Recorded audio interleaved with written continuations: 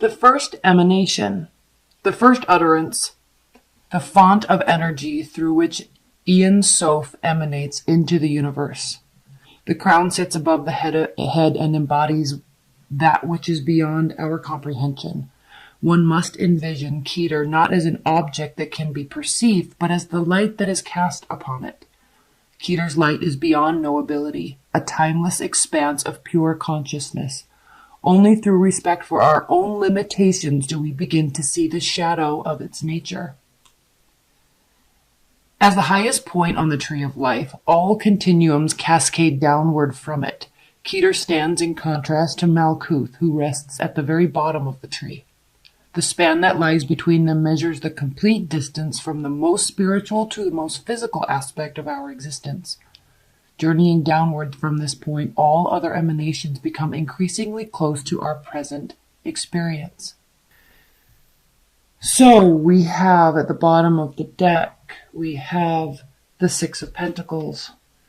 So obviously giving, receiving, reciprocity, but also generosity.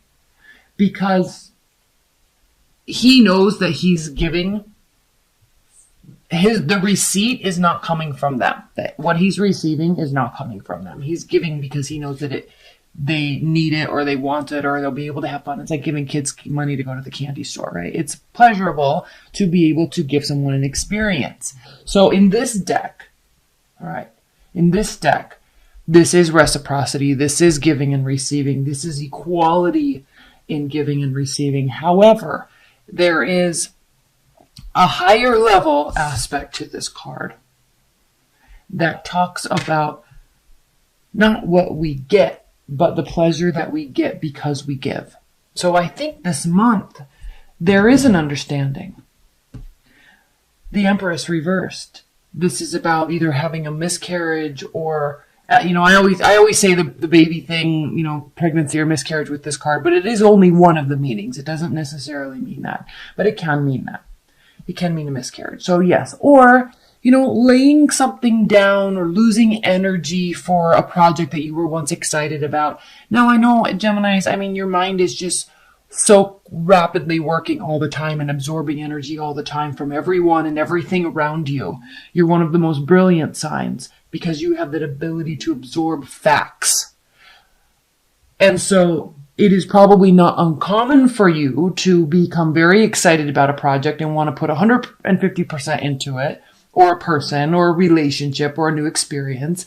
And then something else comes along, and I'm not saying you just leave that behind, but the newness wears off, kind of like the newness wears off with an Aries. They're always excited to go to something new. But you take that's why this is an Earth card, because you take what is whole about what this was, what you learned from it, what the experience was. It's not that maybe let's just say, for example, you were going to start a company. Okay, so you went through this process and then you kind of lost the passion about it and you didn't really want to do it anymore, but you took with you a wealth of knowledge about what to do, how you did it, what you learned, who you met along the way. So even though that something might be fizzling out, there's still a wealth of knowledge and a higher level understanding of what the true purpose what it was for you. All right. Defenses might be up a little bit, and because of that, you might not be feeling very social. Very likely, you could be dealing with the fire sign. Don't have to be. Could be dealing with the water sign, but we also have fire and water here. So let's look at this as a whole, because we have options. We have fogginess. We have some smoke and mirrors here. We have the looking upwards or waiting for a sign or a symbol to direct you into a project or a person. You're looking for direction. Now, what's very interesting here, I'm coming back up here. Don't worry, I'm coming back up here. But what's interesting is you have the card of Pisces, and then you also have the King of Cups, which is Scorpio, but also can be Pisces and Cancer. So it's very interesting because if you are dealing with the water sign, there's confusion. You're looking for a sign or a symbol to direct you in what to do. Now, again, you're looking at this from a higher level. This isn't moment by moment. This isn't emotions based, right? This is not situational. This is broad spectrum viewing. What do I do here? What do I do with this person? They may be deciding that about you as well. But the message here is pause. Wait. They might be waiting. This also can be the card of Pisces here, the High Priestess. Doesn't have to be, but it can be. So this is talking about higher level understanding.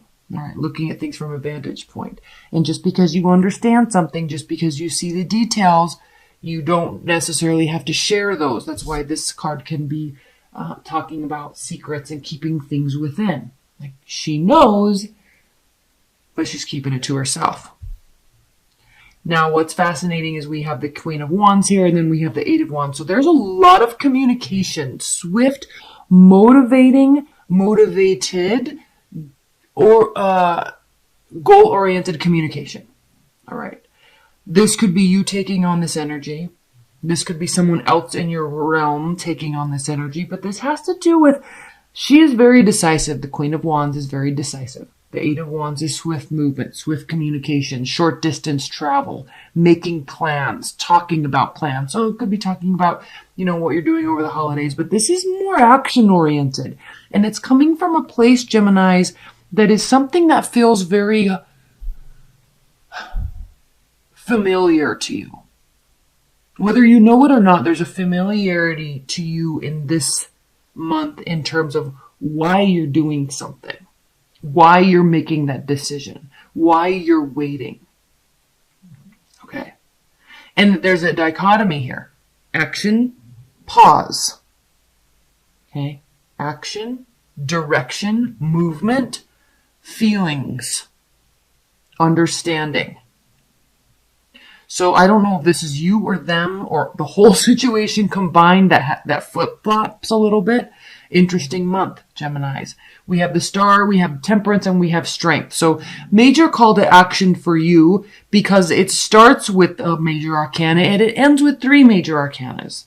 So major call to action to you to maintain your composure and your confidence and your willingness to see or accept or hear the other side.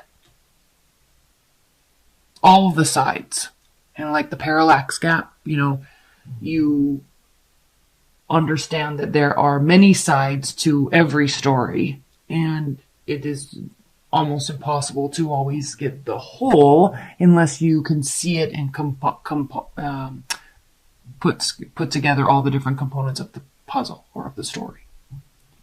So, maintaining composure. There is a call to action for you to definitely maintain composure this month. Let's pull some clarifiers. These are beautiful major arcana cards. Faith and hope, healing, maintaining your temperament, and having and maintaining your confidence. So whatever's happening up here, this is also like your wheelhouse because you can be like this and you can be like this very easily. You really work well in both of these realms. And so it's not uncommon for these to be both of you throughout the month. And that could be why you're getting this kind of quiet confidence about you, about what you're doing, because you feel at home here and you feel at home here. You feel at home with this person and you feel at home with this person, right? That's why there is this card of reciprocity. That's why there is this card of generosity. Okay, not starting something new. So you're working something that's already been working, or you're stopping something that's not working and taking the lessons from it. Defenses are up a little bit with respect to that. Again, this is a card of generosity. This is a card of maintaining sure footing. So you either need this, okay, and until you get it, your defenses are up. Until you get it, you're not putting more effort in. This possibly, Geminis, can be you need somebody else to do something before you will give more of yourself or of your time or your energy or your money, resources. You might be waiting and hanging out for somebody to make a decision before you do more. This has to do with where effort is being put into oneself.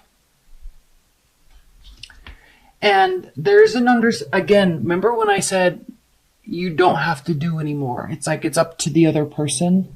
I think there is a general consensus in this reading, Geminis, that it is. You can take a liberty this month and wait. You don't need to run off and be single. You don't need to try to save more money. I mean, obviously you can if you want to, but this is not about you and your independence. This is about you're already ready, or you're realizing what areas you do need to work on before you can be ready. This can go both ways. But this does have to do with a pause because it's somebody else's turn. Something needs to be said, something needs to be done, or something needs to be shown to you before you will give anymore. Okay? You have it already, but it's locked up. Okay? You can be generous when the time is right. That's why your defenses are up. Let's pull some outcome messages. Please clarify, or what are the outcome, advice, and guidance messages for Geminis this month? Outcome, advice, and okay, let's just do them. There's a lot of here, so just bear with me. We've got the Tower, Two of Swords. Okay. Outcome, advice, and guidance. You're pausing, remember. Okay? You don't have to feel any regret about anything. Your decision is made based on what they do. If they do this, I'm doing this. If they do this, I'm doing this. I'm fine either way. I'm fine either way with the Nine of Pentacles. I'm fine either way with the High Priestess. Okay? I'm not going to give you anything because you don't deserve it. If you want stuff to hit the fan, fine. If you want the shit to hit the fan, fine. I've already made my decision. Either way, I don't have any regrets. Good, Gemini. Your card. Okay, this can be love related, but you're ready when they are. You've thought about this head or heart decision. This is advice and guidance. So, either they're not, again, you're not taking any swift action. It could impact you, but you're not really going to be showing it. All right? You're not going to be putting any action into it. You're hoping they do one thing, but if they don't, shrugging shoulders. Now, by you not taking any action, you could be dealing with somebody that's very sensitive, overly sensitive, right? And we love our water signs, yes, but when they take offense to something, it can get a bit ridiculous, no? So, you're not taking any action, and please apologize if you're cross-watching. I apologize. I'm meaning no offense, but I'm speaking to Geminis. So, they could get really caught up in their head. Okay, so can you, but I don't think this is not your energy to stay here. Okay? You're not about this life. And you're usually about this life, but you're not about rushing in. Like this is you thinking with your head and not your heart and being very strategic and smart about how you're going to make the next move. And you're giving them ample opportunity because you see the bigger picture. You understand what's really going on here, and you're not going to play their game. They're going to play yours.